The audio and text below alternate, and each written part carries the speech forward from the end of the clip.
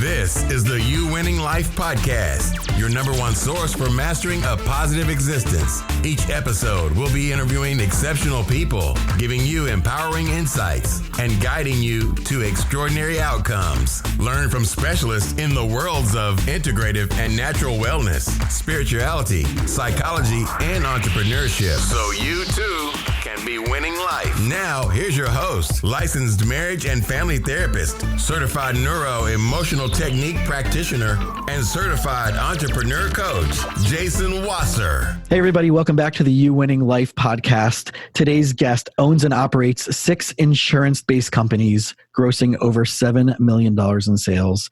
Cody first got his start in the insurance business at 20 years old when he made $117,391.13. That we can't forget those 13 cents while still going to college full time.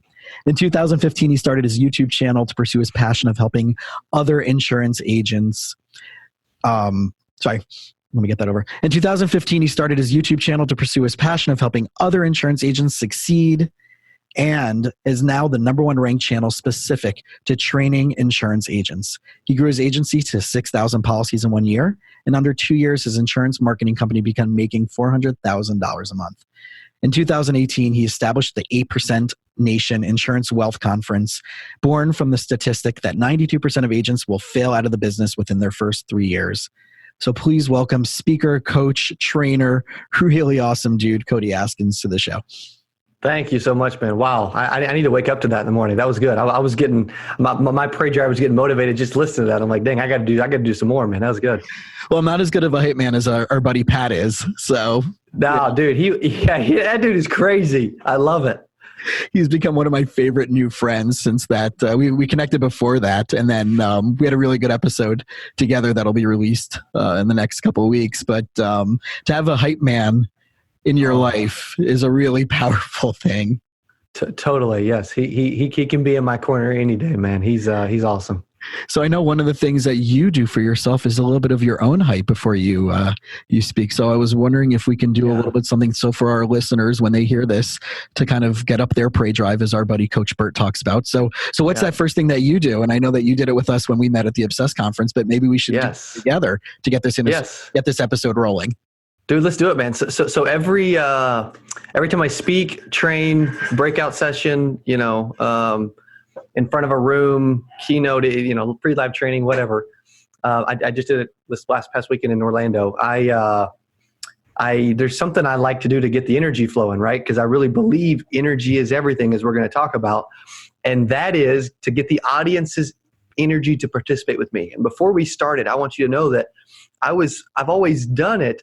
But when I was going around and I went to 20 different cities earlier this year, I thought that energy came from the crowd. And if their energy was off, then they were just a sucky audience. And you know what? And it was just going to be a bad experience. Yeah. And I learned that by doing that, it's on us. If we impart energy on others, they will bring the energy back to us. And so one of the things I do is I say, hey, you know what we're going to do is I'm going to share with you what I do every time I speak. And that is, right? And then I get the audience to also do that back. And so I would like for you to participate and anyone listening to participate while they're listening, right? Because they're not doing it right with us now, but they may be listening later. And that is on the count of 3. Can you help me? Okay. 3, 2, 1. Yeah. I love it, man. Thank you, buddy. My pleasure. I was looking forward to doing that with you. Good. So let's tackle that your energy is everything belief before we get into your backstory. So I'm a mindset person. I'm a therapist, and everything is about not just how you feel about things, but what you believe about things. So I'm a big fan of beliefs, and starting off with the platform of if something's not working out for you, you got to change your belief about what that means. So talk to us about this idea that your energy is everything.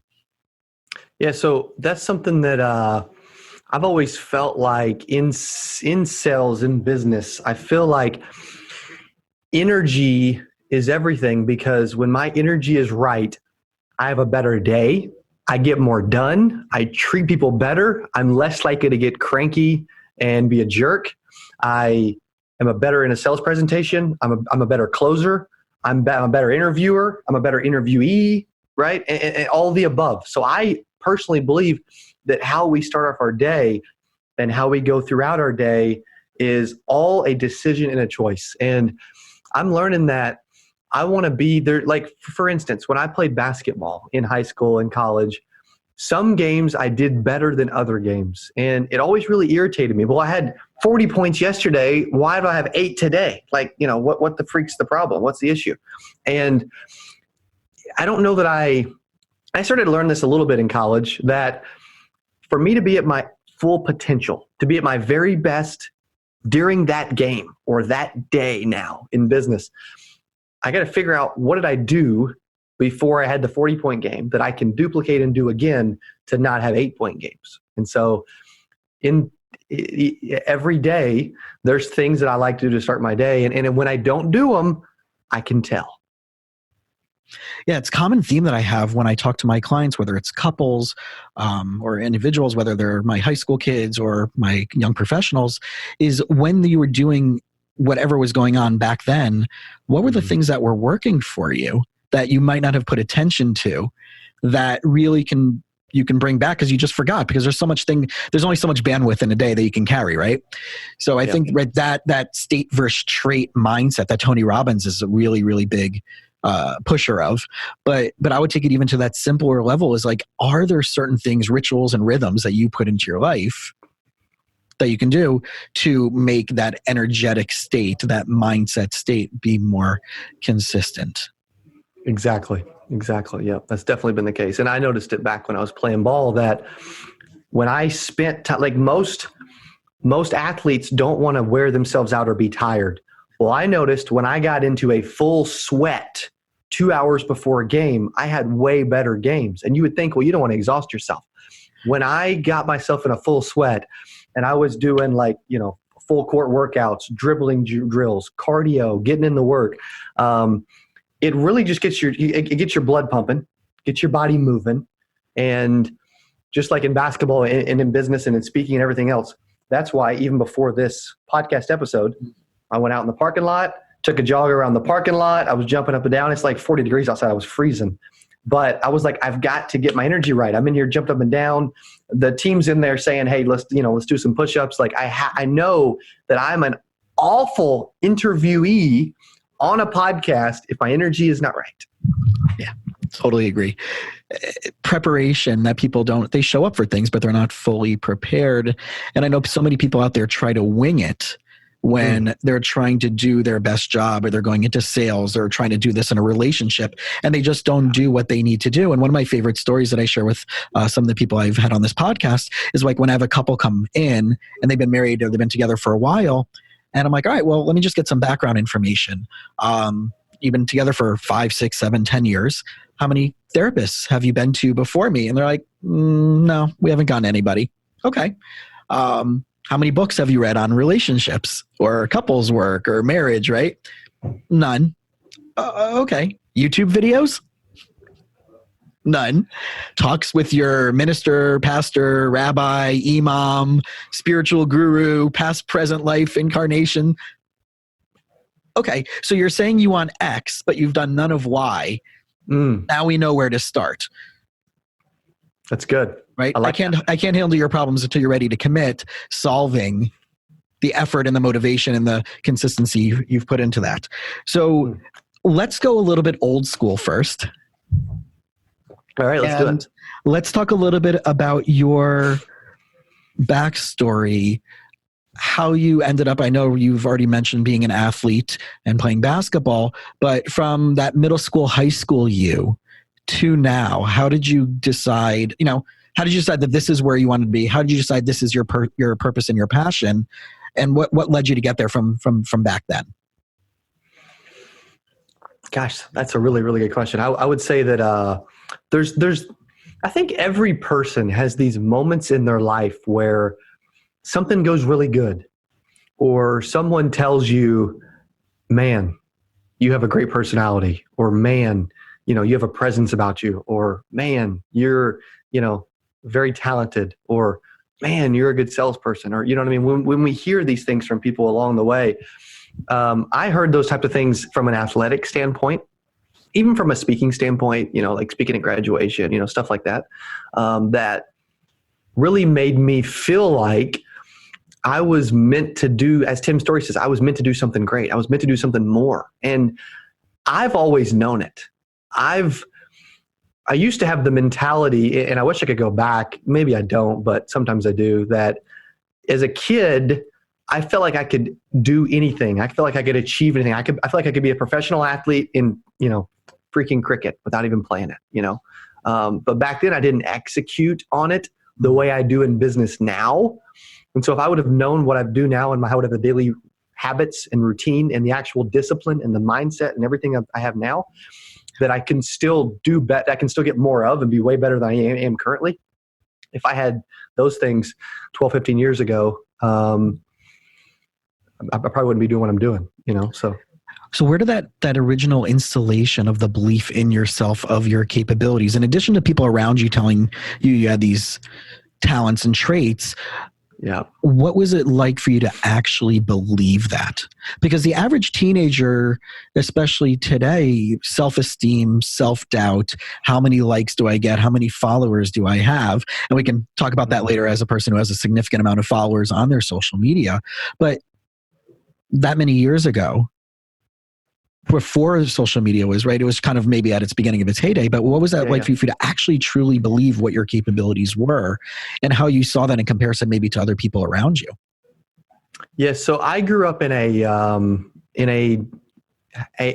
very positive household. Growing up, I had a very, very fortunate childhood. Not everyone is as fortunate as I was. And I grew up in a home where, my father moved up the corporate ladder over the course of a couple decades, to where he's a brand new insurance agent door knocking to he's a general manager over 7 states with hundreds of people working for him, And so I saw those things.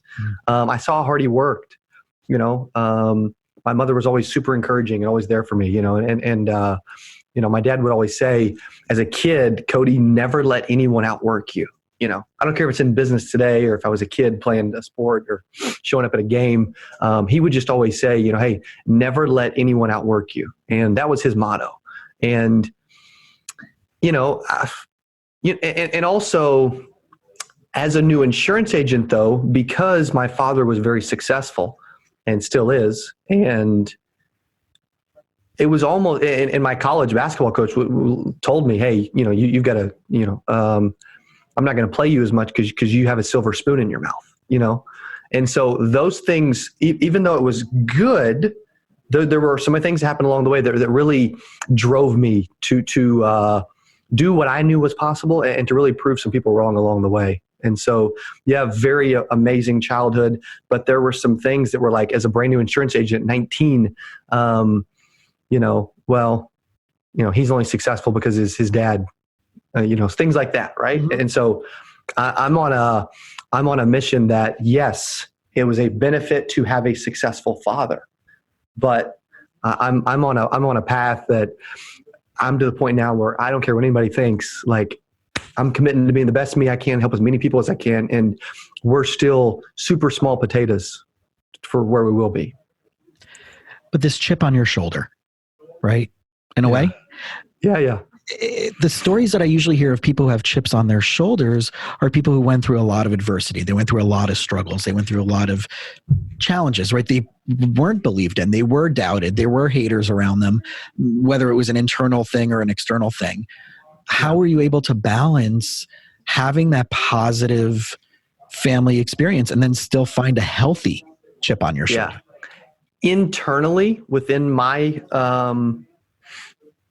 warm market, it's been positive. It's been uplifting. Externally, that hasn't always been the case. And so I used to worry about what people think, someone doesn't like me, or, a hateful comment or an email or a phone call or whatever. I think you just become immune to those things over time. And I do have a chip on my shoulder. I've got incredible work ethic and drive and passion, and a belief that I see people do things in life, and instead of getting jealous, right? I'm like, good for them. I know I will be there too. And that's just the way I think. So it's interesting because in my building, there's probably right behind this wall, right behind me is a therapist. Downstairs, right below me is a therapist. There's another 2 floors down, right? So this building probably has 15 to 20 other therapists. And I see none of them as competition. Because number one, I believe that whoever's supposed to end up with me will end up with me, just the way the universe sorts that out. But two, like you said, I'm just thankful that people are just going to whoever they need to go to. And if those persons aren't going to serve them powerfully the level to that they need to be served, then they're going to end up looking somewhere else. And, that's going to just sort itself out that way. But to have this balance of, like, for me, my chip on my shoulder was that I grew up in a pretty decently loving home also, but the love kind of got challenged when my parents got divorced. That started off like probably when I was 8th grade, all the trauma and drama started, and it didn't end until after I graduated high school. And I went from being like, this normal middle of the road kid to like having all this chaos at home, and school was awful for me. Wow. I slept through classes. I wasn't a bad kid. I never did drugs. I didn't really skip class except to like go be social, not to like to be defiant. But I barely graduated high school with a 1.8 GPA, which I'm excessively proud of. Right? Yeah. So this idea of like, what can I do down the road? What did I want to do? Who was I? Was a struggle for me until much later. And a lot of it became out of a little bit of social pressure, a little bit of good mentoring to figure out, like, one of the things I do love and I enjoy working is when I was working with students. And then I worked at a year at Princeton University doing student programming, was when one of my students even told me, hey, you should go do therapy because you're already doing therapy unofficially you're on campus. And I grew up around a community where people were really, really, really wealthy and had, Range Rovers at 15, 16 years old. And I'm like, I'm the scholarship kid when I switched from public school to private school, and worked my way and been on my own since I was 17, 18 years old to build my thing. So I didn't have like this like mindset of like, it was just really survival for me until the last 3 years where entrepreneurship, and got connected to this program, Business Finishing School, which is where I met Matt Monero. That all this changed for me, that I didn't realize I'm not just a therapist and a healer, but I'm also entrepreneurial. Absolutely. And that activated a lot of different mindset for me of really eradicating any victimhood that I still carried, really seeing myself playing at a bigger level, which we're going to get into, as this interview goes a little bit forward. But I want to really have people out there hear what you're talking about, and what I'm talking about is this chip on the shoulder can come from a healthy place. It doesn't have to come from an unhealthy place. Exactly. I think it's such a good point too, because it's natural to, because and I actually believe that if you're doing it as a negative thing, internally, it's probably going to wear off. Like it's not going to last decades. Right. And so, I think I'm doing it for other people. I'm doing it for me because I know.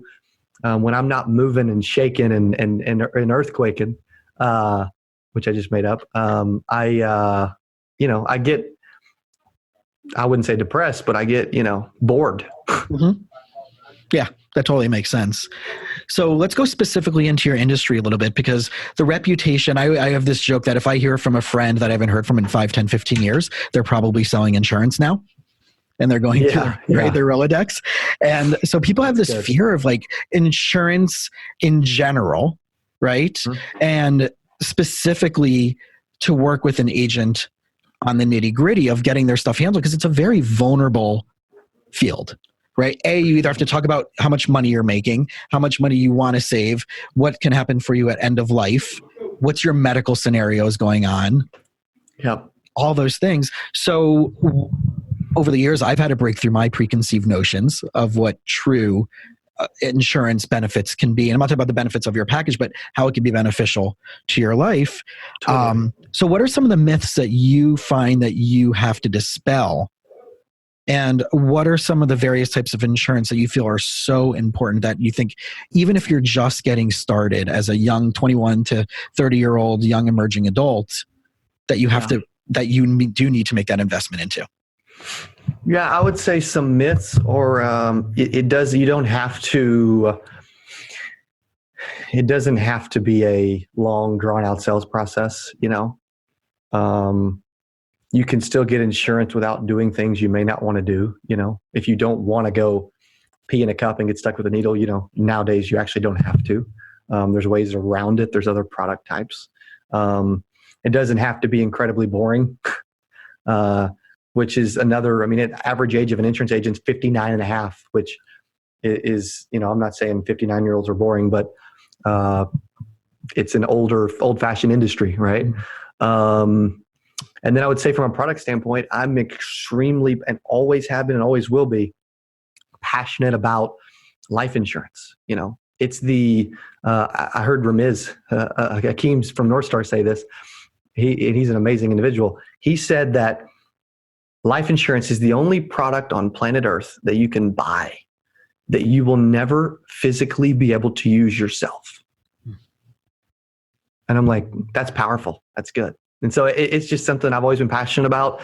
I've seen how it's helped people and families. Nobody wants to have to pass the hat at a funeral. And it's one of the most simplest things you can do. And it doesn't have to be about, my friend's trying to sell me life insurance. If something happens to somebody in my family or my friends or my warm market and they did not have life insurance, I'm going to blame myself. Yeah. Just because it can be freaking $10, Yeah, I remember my first policy. I think I was paying $23 a month just to have whatever it was, $250,000. And I was like, I think it was post-graduate school. So I was 26, 27 years old. And it wasn't for me, right? Because I was never going to get it. It was, at that time I got married young, and it was to cover anything that my wife at the time would have needed. And now I have it for, transferred over to my mom, and my mom's near retirement age. So God forbid if anything happens to me. And she never wants to have this conversation. I tried to have a conversation with her about insurance and to go through with her. She just started crying. I can't handle it. I don't want to talk about it. Yeah. And I'm like, we have to. We need to talk about this, right? And I doubled my policy since that conversation.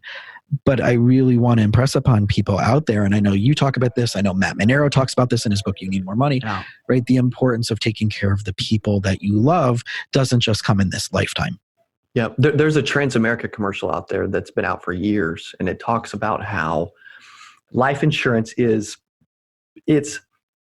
life insurance. It's not death insurance. It's to help those people in the event that you're no longer there. It isn't about me. If I was going to buy life insurance on me, for me, I would never do it. Right. So we love the people, hopefully, in our lives more than we even love ourselves. Exactly. So taking this into the next thing about sharing this wisdom, sharing this passion that you have and helping other people out there, you pioneered in a way, right? What you're doing using YouTube and the way that Gary Vee did it for wine and for everything else, right? Yeah. So talk to us about what that was like, what you learned from that experience, especially when you started working with other professional agents, in addition to helping your insurance clients with understanding more of this. Yeah, so I started on YouTube December 28th of 2015, and I didn't know what the point of it was. I think a lot of good things happen in life when you're doing things because you want to do them, not because you feel like you need to do them, And so I was putting up YouTube videos. Hey, I made $8,000 this week, and you can too, using these 7 easy steps. Stay with me, follow along, take some notes, and you know what I mean? So I was doing that when I was running a local mentorship program, helping some local agents, and I put up videos every week, several videos a week, and I didn't really know how it was going to be perceived. And there was some early, a lot of comments, oh, you're just following Grant Cardone, or you're trying to be like Gary Vee, or oh, here comes another expert, or your material sucks, or your content's awful, the stuff you get, which I laugh at now. But I was just consistent about it, and I didn't try to monetize it for 13 months. Like that wasn't the goal. And I actually didn't intend on actually monetizing it, any of it ever, which is amazing to me now. But I just had agents across the country, in Australia, Puerto Rico, Canada, all over the world, reaching out saying, hey, can we buy leads from you? Hey, can we join your team? Hey, can you train me? Hey, can you help me? Hey, and I get messages every single day on Instagram, YouTube, and Facebook where someone's like, hey, I'm struggling. I don't want to be a part of the 92%. I am this close to failing. Can I just talk to you for 3 minutes? And I took a call yesterday where I talked to a guy for, it's supposed to be 3 minutes. Obviously, it didn't bother me. It turned into like 20, maybe 30, but he's in Florida and he's struggling and he's really close to failing. And he messaged me today saying, hey, I woke up with a new motivation, excitement, energy. And that's why I do what I do. My wife handles all of our finances. I couldn't tell you how much money I have. I have no idea. And I really don't care. I know I don't have enough to buy a jet yet, which I'm annoyed about, but whatever. Right. But I don't do it if I did it for the money, I would be like, always know how much money I have in a bank account. How much do I have invested in real estate? How much this, or how much do we, what do I get paid this month personally? Like, I don't even know. And I actually prefer not to know because I don't want to get wrapped up in the money or do things just for the money. So there's a long answer to explain why we started doing what we do. And I've heard a lot of people talk about this, that on the entrepreneurial journey, people make the money the main motivator, even if they went into it originally for the right reasons. Yeah. And, there's always that, the great philosopher, Dr. Cube, who says, check yourself before you wreck yourself. Yeah. Yeah. Right. Usually he's a great psychologist. He's a great psychologist in my practice, but in this circumstance, will be the great philosopher. But money is important, right? And we know this because if you can't invest in yourself, you can't invest in your business, then you can't. Right? For us, we're in very similar but very different helping fields because we're providing safety, security, and something for the future. At what point does that money goal really do matter? Because there is the struggle. There's the early entrepreneurial struggle, right? I think what was the number that your first year that you said there was like a small amount, right? Yeah, someone with my initial first year income as an agent. Yeah, it's $117,391.13. Yeah, right. And most people would kill for that. Yeah. Right. And if they make that every single year for the rest of their life, they will never complain. And you know what? It should have been 200. I stopped after 8 months and started focusing on school and basketball. And it's not that I regret that, but I look back now and been like, if that would have been 250, that would have been a way better story. But would you have experienced the contrast between trying to figure out the balance of your life to know really what's important to you, to know whether because I've had athletes on this show and I have plenty of my clients are like, oh, when I grow up, right, they might be middle school, varsity, junior varsity athletes. And I'm like, well, what else do you want to do? And they're like, oh no, I'm going all in on getting drafted. And I'm like, have you been scouted yet at 14, 15 years old? Because if you're not, then the likelihood of that happening is already, right? This is 2019. It's not 1992. Yeah. Right? You would already have a highlight reel. You would already have, did you make your own highlight reel that's on YouTube? No. Okay. So let's talk nitty gritty, right? So I wonder for you and what I want to have other people out there really hear is that you actually were playing ball. You were actually, right? Yep. So this was already I thought the same. I thought the same thing, by the way. But you were playing college ball. Yeah. Well, I didn't think that when I was playing at a little Bible college, but it probably at 12, 13, 14 years old, I'm sure I thought I was going to be the next, Larry Bird. So when did you decide to go all in? What was that moment? What was that decision? What was that conversation? Business-wise? Yeah, to drop all that other stuff and your focus. Not that you weren't playing recreational, but when you said okay, this is it. This is when I got to get serious on this business side versus maybe looking at sports as a hobby, not as a potential future. Yeah, I would say I knew pretty early in college that, this wasn't going to be anything I did after college, except for an occasional church league. I'm not that good in the grand scheme of things. I'm quick. I'm almost always the fastest dude on the floor, but I'm not Russell Westbrook. I knew pretty early on that business started to interest me. I was an intern. I was watching other people do well, but I was also watching a lot of people fail, because insurance, I believe, is the toughest industry in the world. And I was seeing people succeed or do well or inconsistent, or this guy's here 1 week and 3 months later he failed and he quit. And I'm like, this isn't that hard, And for whatever reason, I'm just like, okay, I'm going to go in full time. And I told my dad, I'm like, you know what? I think I can make $100,000 my first year, even going to school and playing basketball. Who cares? And he's like, okay. And I said, you know what? I'm going to type it up and we're both going to sign it and I'm going to put it up on the wall in my cubicle and I'm going to look at it every day. And I also kept track, every week, every month. I went to buy one of my first cars and I was making $9,000 a month. And the, people at the car dealership thought I was insane. They're like, yeah, we have to see a pay stub. We're not selling you a car. Right. And the trigger flipped. It was a goal, and there's something, Bert talks about this too, when there's something I want to achieve and I just make the decision to achieve it. Mm-hmm. I'm one of those people where it's like, nothing can get in my way. It's just, they could have said, we're closing down this office and you got to go. And I would have been like, I'm working somewhere because I already made the goal, And that's a constant theme for you, right? This goal setting that you really try to instill in others. Yes, it really, really is. Yeah, it's a big part of what we do. I believe, that's why I write my goals down every day. I believe you have to have a goal. You got to be going somewhere. You got to have, if you don't have you're not shooting for something, you're not going to get anywhere. And it's something I've kind of always done.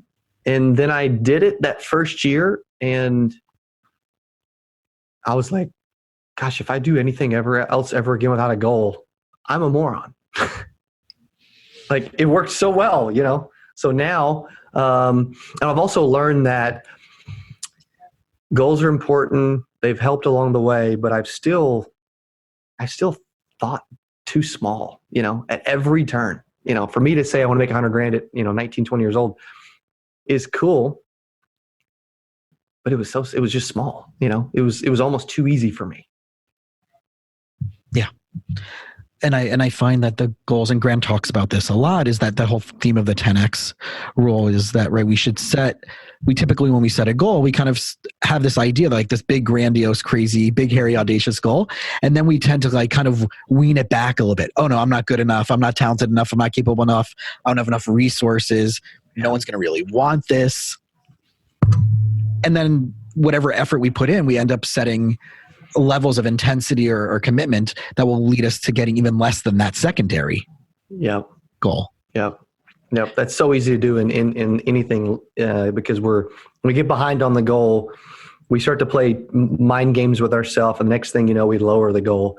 I need to be setting goals when I'm in a crazy, hyped up, aggressive mode, and if I am not that way the next day, I don't need to let it affect what the goal was that I set.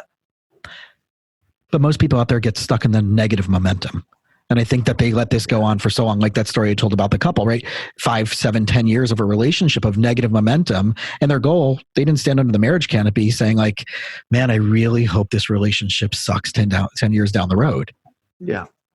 So the trick, I think, that people talk about, right? I'm not sure if it was Grant who said this or someone else, but the difference between those people who set their goal once a year around New Year's and then every person who writes it every single night, you have 365% exponential more success. That's good. Yeah. Right. Totally. And then you break that momentum because you can start over because you're consciously and consistently being aware of it. So I know one of the things that are challenging in your field that can carry over to pretty much every other field. And I never knew this and realized this as a therapist until the last couple of years has been that we are all selling something. Mm-hmm. And if they're not going to come to me and I don't close that phone call to convince them, even if they're already a strong referral from another practitioner, right? Or what we would call a hot lead, not even a warm lead, a hot lead. that I still have to close them and convince them to come spend their money with me versus another practitioner. And I know one of the things that you are very big about training is cold calling and scripting. Mm-hmm. Yeah. So why are those two things so important? Why do so many people, I don't want to say make fun of it, but maybe even call it cliche? Like, that's so cliche. And so you're going to say the same thing to me that you're going to say to somebody else. And I even had someone call me 2-3 hours ago who their company called me 6 months ago. And I'm like, yeah, I already, I know it's coming because I can tell when the script is coming. So why is it so important? How do you avoid sounding like that dude who I said, take me off his calling list because he didn't give me value in the first 15 seconds? And we're like, so why is this really such an important, powerful skill for everybody to learn, no matter what field you're in? Yeah. I mean, when you believe in something, I could read a script and you wouldn't even know it. I also believe that a lot of us have bad habits, and we don't have to go into it, but there's several tips for making phone calls that most people in my industry are making the wrong call. As in what they're saying is something I used to say that I wish I would have known what I know now. I would say that most people start off the phone call incorrectly. So if I was calling Jason, right? Hello, I'm looking for Jason, or are you Jason, or is Jason there? Is wrong. I know it's you, Jason, right? Yes. Which one's more confident? If I'm like, oh, I'm looking for Jason and you're busy, you're like, dude, you got the wrong number, man. Where if I say, hey, Jason, yeah, this dude must know me, right? This is Jason. That's one thing that's drives me nuts. And I used to make that mistake too. Yeah. So there's a lot of bad habits, a lot of bad muscle memory, emotional muscle memory. Totally. Yeah. I still make some of those mistakes myself from time to time. If when I even make live dials, because I go on, I was doing a live dial in Jamaica on video one time, and it went really well. I was calling leads as they came in, or sometimes I'll even just literally live cold call a data list, like not even a lead. And we all have bad habits. I catch myself doing things I shouldn't do or saying things I shouldn't say if I don't have a script in front of me. So even now, I at least have it sitting there. Mm-hmm. So if I'm like, oh crap, where was I at? I know where to go. Yeah. So how do people really get good at these things? Where do they get really good information? Because there's so many people out there like with, if you follow this script, you're going to have 6 figures in 6 months. Or if you just did these 100 cold calls a day, you're going to have. So what are people missing that they need to hear? Yeah, it takes anything you would want to learn is on YouTube for starters. Most of it is a time thing, I'm not going to be great at racquetball today. I've never played racquetball in my life. Can I be great at racquetball a few years from now? Probably so. Most people just need some time. They need to execute. They need to do. They need to be disciplined. If 100 calls a day is the number, then they need to do it. And guess what? In 3, 6 months, 9 months, you may be freaking slaying it on the phone. And so most people, they want the gratification, the immediate success, and they don't want to put in the time. They don't want to put in the work. I know that I have to put in the time and the work. We're scaling up our sales team. We've always had two, and this is in relation to the phone. I believe every company's most valuable asset is a sales team, because even if we didn't have our following, we still have a sales team. I've got a lot of companies and relationships, and when I run my P&L and financial statements, and my wife does all that on our profit, we do a profit and loss on my sales team and a profit and loss on the other avenues that we receive revenue from. Like if a company just has an order form, they don't talk to anybody. I make a better margin on my sales team than other areas of my business. So I just learned this like a few months ago. 30 days ago, honestly. We've always had 2 to 5 salespeople. We've got 8 now, and I'm going to as many as I can get because I'm like, a salesperson should never be a liability. salespeople should never cost you money. If you have the right things in place, a salesperson creates extra income for the business. And I don't care if I got to buy another building. I am putting as many freaking salespeople as I can in this. My goal is to have 40 salespeople by next 8% Nation. So is it safe to say for people listening out there, if they have a sales team and the sales team is not at a bare minimum paying their own salaries, they need to do something different? Oh, totally. My sales team they're paying for their own salaries. They're covering their commission. They're covering their dialer cost, and they're covering. I spend about $100, pretty close to about $100 per day per rep, just in ad spend to funnel them leads like crazy, and even with everything else we have, and they're paying for all that. I'm profiting. I'm at at least a 30 to 50% margin on every single one of them. And when I learned that, I'm like, gosh, why did I know that sooner? Yeah. And that goes into the whole small business mindset, right? I'm a therapist, as we discussed, and I don't have an office staff. I handle everything myself, my emails, my scheduling, my calling, my marketing. And when I started doing a business finishing school a few years ago, Rick Sapio, the one who created it, it's all about simplicity, probability, and leverage as his core values. And the leverage is, who do you need to send this out to do? Because if my rate per hour is here and I'm going and doing my laundry, which I no longer do, it's $17 to do my laundry, and I can see 2 clients during that time, I'm already, right? Or Billy, right, who's doing all my social media podcast stuff, who does Evan and a bunch of other of our friends. I'm not a video editor. I'm not a sound editor. I'm not a podcast editor. The money, I have to see 1 or 2 hours worth of work to cover them for my entire month. Yeah. The same thing applies definitely in the sales, like you just said. I used to do all this myself for probably the first 19, 20 months of the whole business in general. And my company doubled the first month I hired an employee. And I look back at that now and just laugh. But also, going back to the sales team really quick, if a company is struggling to get the, I'll come to them for free and video it just for the heck of it, just because I would enjoy working with their team. I don't even care. But they just pay for my travel. I'll come and help them. But I'm learning the things that we need to do to help our successful sales team. So literally the last 20 months or so, I wasn't involved in my sales team at all. Well, we were seeing our sales numbers of our sales team at a slow decline. So I moved the entire team outside my office. I'm adding people. We're doing 2 meetings a day where I train them. We do energy together, and we role play or play some sales training games, which you've probably seen. And I'm talking, everything I can do we're adding music, everything we can do to like totally turn this place around. And the culture is ridiculous. They're fired up, and we just had the best month ever inside sales team wise. Yeah.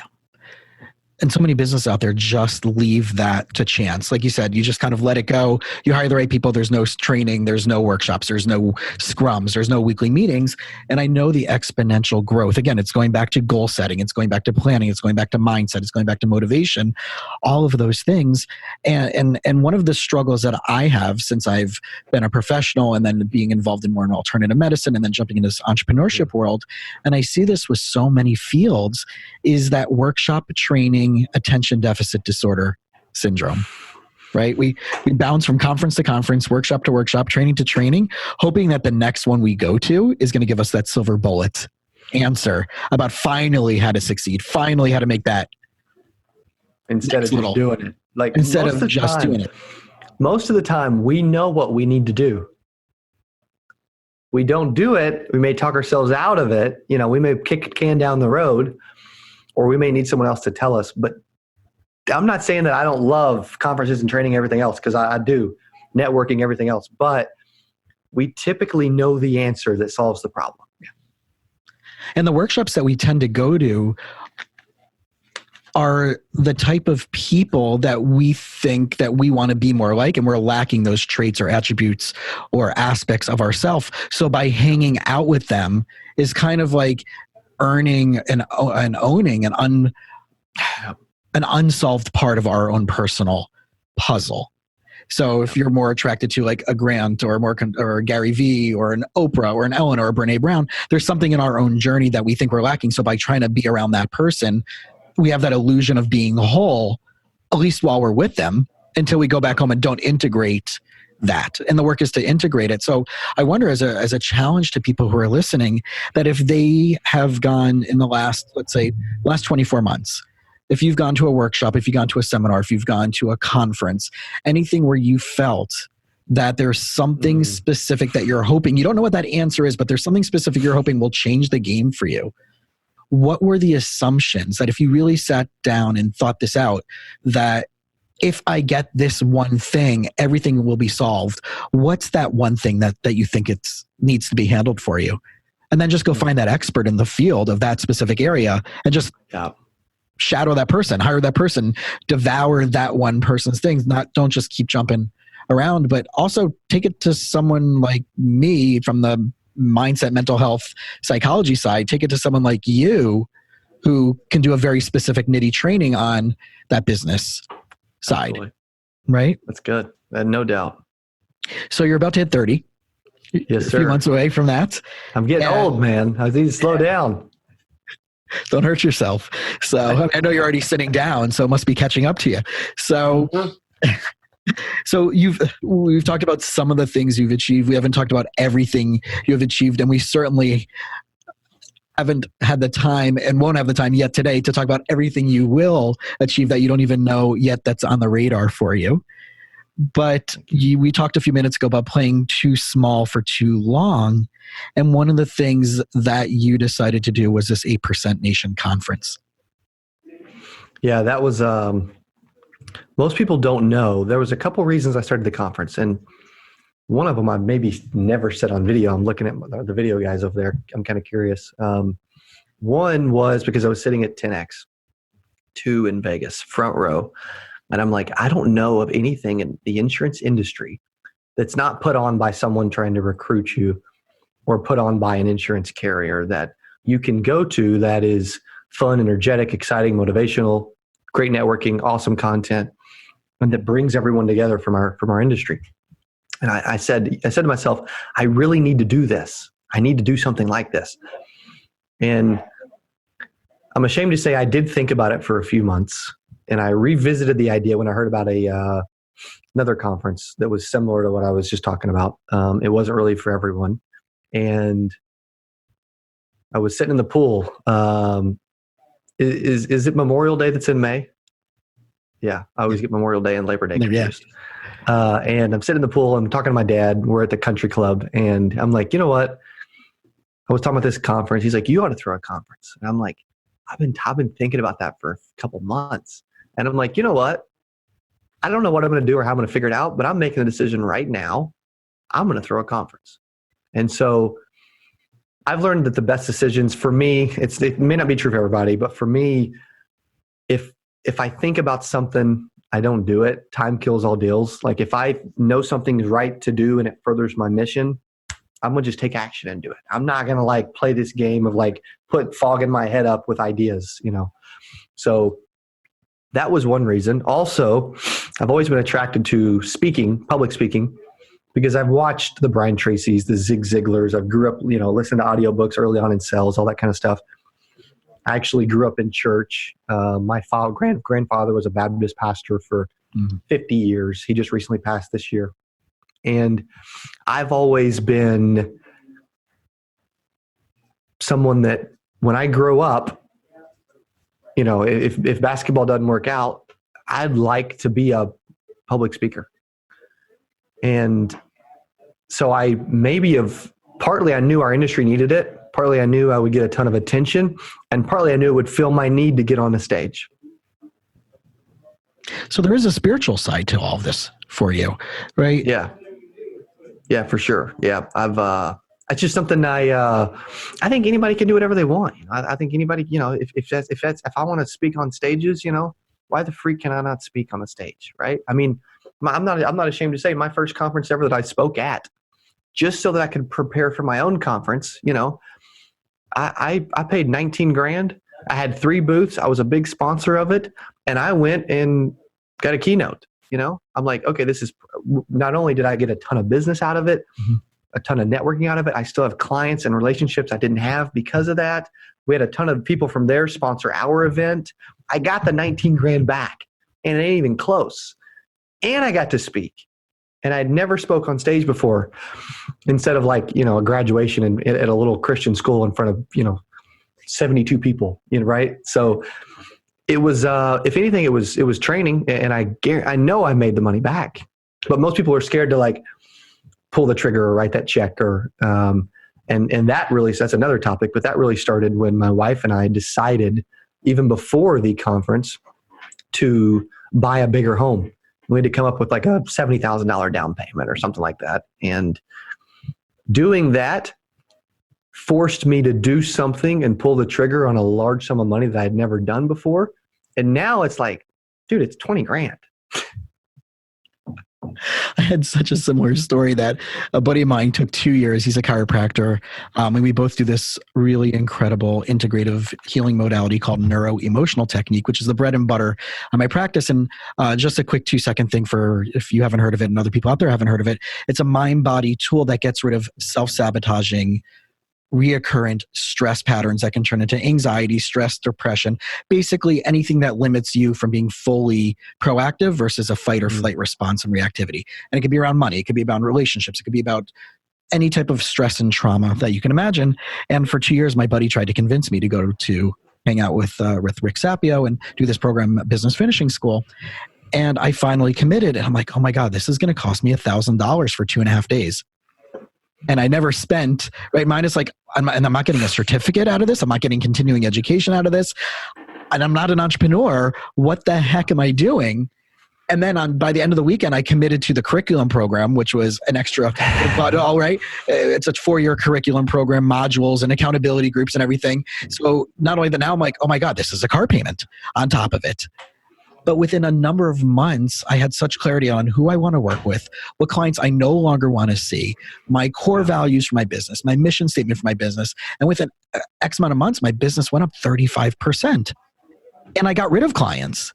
So I'm like, holy crap, what have I been waiting so long for? And then since then, it's been, it was April, I flew out to Nashville to Coach Bert's Person of Interest thing. And that cost me to be in and out within one day more than that whole entire weekend cost me, right? So I see that gradual of it's so much easier when you start that momentum of investing in yourself, even if you don't see the original, how it can possibly work out for you. Yes. It always does. It always, it's always worked out, I'm in Bert's 25K club. Because our QuickBooks lady quit. So we just joined JD Frost's President's Club for $36K a year. I got my own virtual CFO now, it's freaking cool. We spent back to outsourcing again also, and you have to pay for this anyway. Exactly. So I was paying her probably $30,000, so why not pay him 36? And he actually knows what he's doing. And you have a whole team. And of I can talk there. to him every week. Yeah. And a whole team. Exactly. Yeah. There's just been so much of that where it's you can't do it on your own. So you need a team, but you don't have to do everything in house too, though. I used to think that I love Cardone. I'm probably most like him just because I watch so much of his stuff, but I don't think you need everything in house. Right, I agree. And also the leverage of a network, because from there you're going to meet someone else, or you're going to meet someone else. And Coach was the person, Coach and Eric, who is his main guy, introduced me to Evan. And funny enough, I won a VIP ticket to Evan's to the Obsessed conference. So, and Evan and I were already talking, and he's like, a week before, he's like, so I need an answer in 2 hours. Can you come? So I just picked up in the middle of the weekend. I'm like, all right, let me come to Dallas. And then I met you, and I met Rocky, and I already knew Matt, and I already knew Coach, but now I have this, and Pat I finally met in person. But I already had this introduction to so many people that were on this stage. I'm like, I don't think I've ever been at a conference that hasn't been part of this initial group where I knew 50%, of the people already, whether I've already heard about them or I was friendly with them. And now to have every single one of those people have been or will be scheduled. Judge is going to be on next week. Matt's already been on. You increase your community of bringing value to each other as well. I was on Evan's stage at Obsessed through Bert. Mm-hmm. We spoke at each other's conference. Bert spoke at 8%, but before that he spoke at 10X, so it's like, it's crazy. Right. And I met Coach through Matt at Matt's book launch at 10X in Vegas. Wow. So it all goes. So you were at 10X2 in Vegas as well. Yeah. And that all started with me going to that one weekend, having the incredible, ridiculous pure luck of sitting next to Matt while he was just in attendance of Business Finishing School. He later had a partnership with Rick in it, and then sold back his thing as he started to do this new thing with Judge, or before this new partnership with Judge Graham started. But to just be able to have the fortune of sitting next to Matt, who's, as you know, is just really such an incredible human being and has become a friend and a mentor to me. I never played at that level before.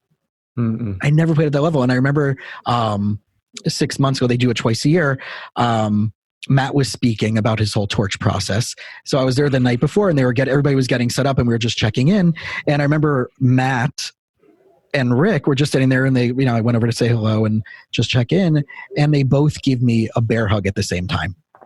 And I'm thinking, holy crap, this is the most valuably expensive hug I've ever gotten in my life.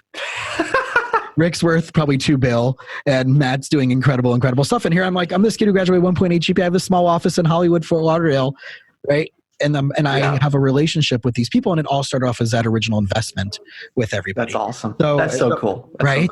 So cool. So two quick more things before we wrap up, and I know our time is getting there.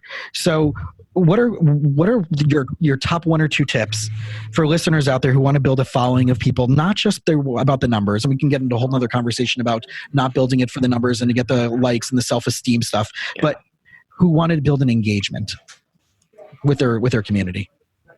Yeah, you need to be doing something you're passionate about, that you feel like you can help others with, and you need to be consistent. I talked about this in my very first keynote ever, Insurance News Net in Chicago, and the one I paid $19,000 at. And and on that, I talked about consistent, caring content. And we have now it's silly to say because it's so small, but the largest YouTube channel that we've found for training insurance agents, putting out education to help insurance agents. We're not trying to recruit anybody. It's just training content. And in our space, it's really big, but it's only 11,000 people. It ain't that big. And we've done it because, we probably have more videos than anybody else. So go figure. But we've done it by putting out consistent content that people care about. And we've done it by adding extremely talented individuals to our team. Dylan's been with me for, a year and a half, amazing video dude. Sneaky Keithy's been here for several months now. That's his Instagram and nickname. And we've just leveled up. And I realized, I can't do it all myself, and my videos by myself, thumbnails and graphics, all that kind of stuff. It was awful. So now they're better. Back to leveraging, right? Yeah. So my last question for you, which was the curveball question I kind of gave you a hint about before we started talking, is the following. And I call it my on one foot question. So I happen to be Jewish, but you're saying how you grew up in the church, and it's on one foot. Can you teach right on one foot? So if you only had 2 minutes to share your wisdom with someone that you would never ever meet again, what would you say to them? Wow. I would say that I think if I make it more based on helping anyone, I think the way you start off your day, your daily habits, your success habits, your routine helps create that energy. It helps create the discipline. It helps create the consistency, and it helps in a lot of other areas of business in general. I don't care if you're insurance.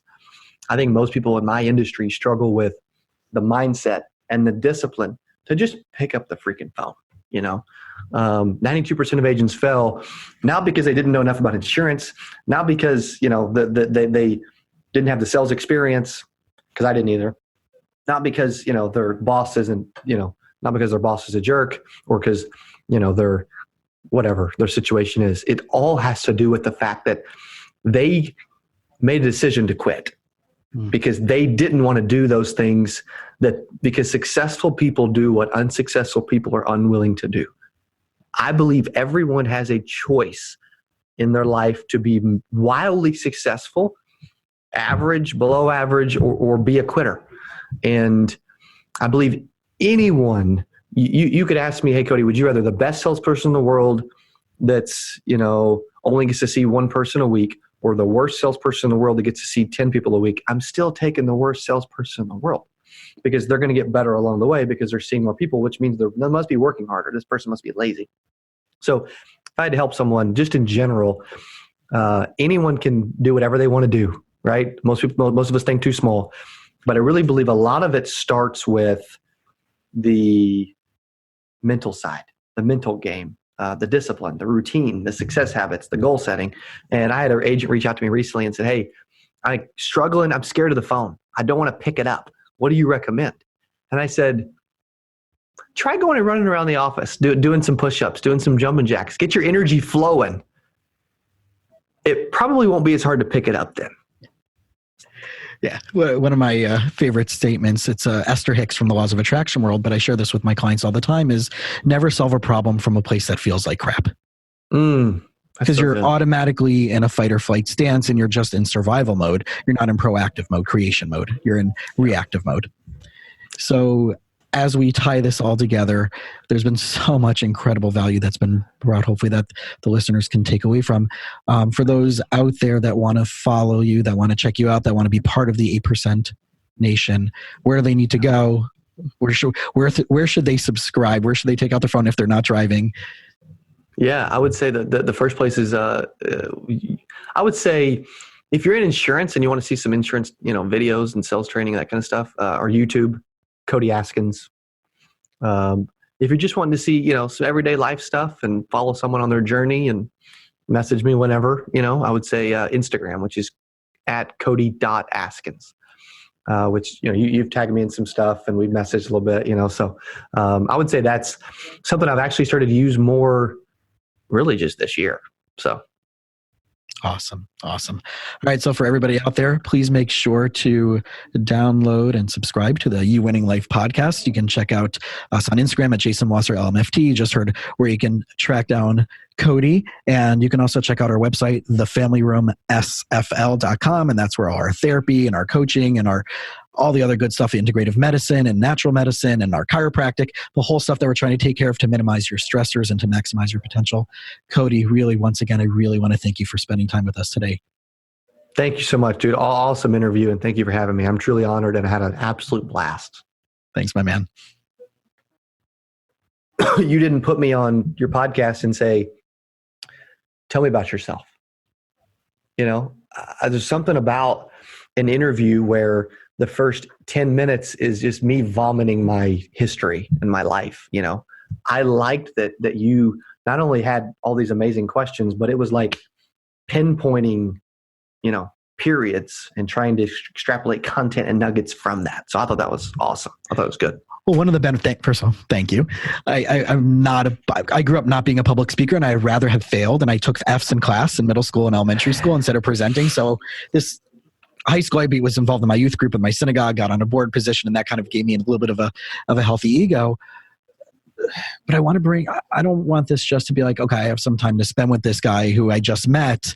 I want there to be value for the people I'm spending the time with. And one of the great things is, as you've met Billy, is that he does some really amazing production jobs. So everything that I get, you're going to get into a Dropbox. So you're going to get the whole video, you're going to get the whole audio, you're going to get all the social clips. So you can use that for yourself. And that's just right. Everything I'm going to get that I'm paying for, I'm going to give to each of my guests. Wow. Thank you, buddy. So Thank you. It's nothing in the piece of the greater scheme, but I want it to be as usable for you to represent yourself on your side of the world as it could be for me to help share the wisdom. That's that awesome. So thank you, Dylan. He's gonna put all this in the Dropbox folder and share it with us. So we'll make sure we.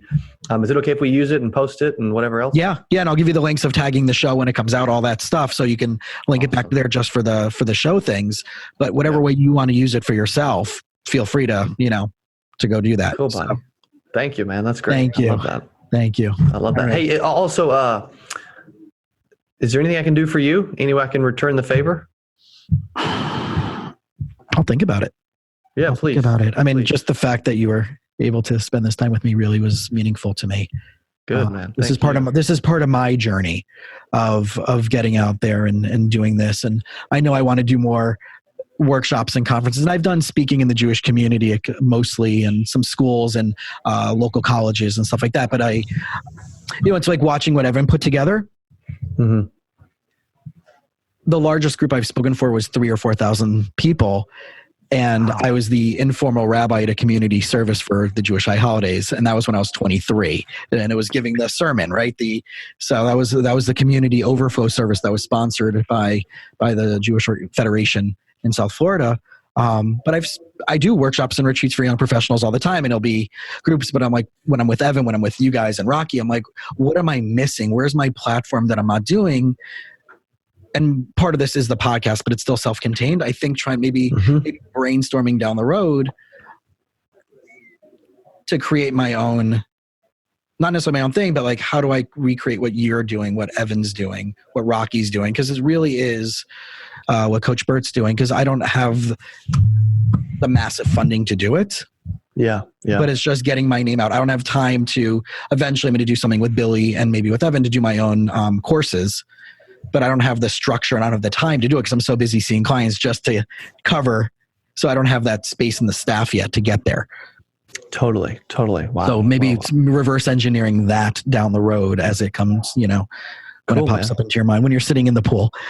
Yeah. Well, I'm able to help any way I can, buddy. I'm grateful you had me on it. I was a blast. It's actually one of my favorite things to do. Without sounding arrogant, I prefer to be interviewed rather than being the interviewer. So, yeah, no, it was awesome. It was just, and that's why, again, like I focused on those very tangible, practical things. Cause I know when I heard you speak, especially that day, it was like your story was I connected a lot to that story Thank you. Of what you went through. And it's just like, what am I, how did this happen? How did I get here? How did I take these risks? Why did I take these risks? And I think that's a big part of our process of growing as humans is the risks to success, not the risks of failure. So thanks. Yeah. That's it, man. Thank you. Brother. Wow. All right. So kick some butt over there. You too, man. Thank you so much again. We'll talk soon. I'll keep you posted on everything. You too. Thanks, bro. Bye. Thanks for listening to the You Winning Life podcast. If you are ready to minimize your personal and professional struggles and maximize your potential, we would love it if you subscribe so you don't miss an episode. You can follow us on Instagram and Facebook at Jason Wasser, LMFT.